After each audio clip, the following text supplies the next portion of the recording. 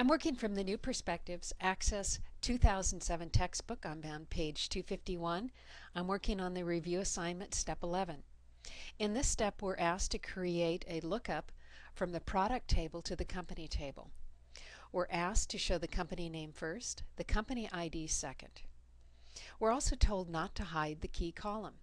Company ID is the key column. It is the foreign key in this particular table. It is the field that is bound. It's the value that is stored.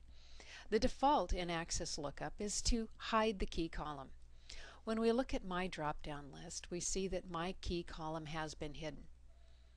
My combo box is working correctly. As far as I can tell, we're going to go in and double check that. But my key column is hidden. So what are my options? I can, of course, delete the key column and redo this again. But that's going to take too long. What we need to remember about Access is that in order to hide a column in Access, Access sets the column width to 0. So what we need to do is go into Design View, go into the Company ID field, and normally we'd come in at the General tab and click on Lookup. And we're seeing here that it's a combo box. The row source is a table or query. We see the select statement. We're going to zoom in on that select statement. And I have upped my font size to 16 to make it easier to read. We see that we've selected the company name and the company ID from the company table, and we're ordering by company ID. That's what it says. Company ID is the second field. It's the second column. The bound column is the second column. I have to bind company ID.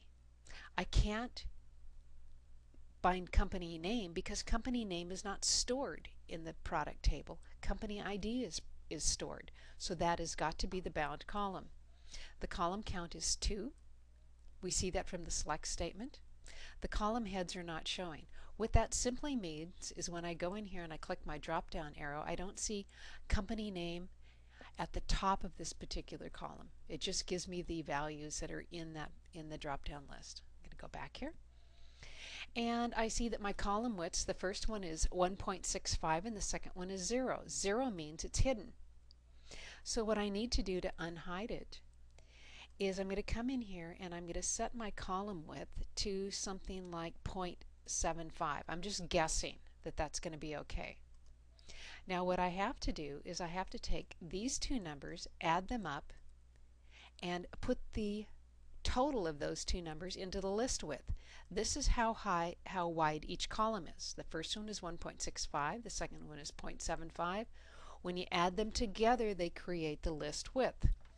When I put those into my calculator and add them up, I come up with 2.4. So I'm going to put 2.4 in there, and I'm going to make sure that I leave the little inches sign there on the end. Now I'm going to go check it. I have to save my table first. I'm going to click, and I'm going to click my drop-down list. Now you see that now my key column is showing. However, the columns are not really wide enough. So I'm going to go back into this list widths, and I'm going to up both of them. And I'm going to take the column widths for the first one and do 1.8, and for the second one I'm going to do 0.8, and when I add those two together I'm going to get 2.6. So I'll put that one in here and I'll try it again. I'll click my drop down list, and now I can see both of my entries. So in this segment we looked at how to unhide a key column and also how to go into the properties for your combo box and change the widths of the columns and the list width to better show the values that are shown in your drop-down box.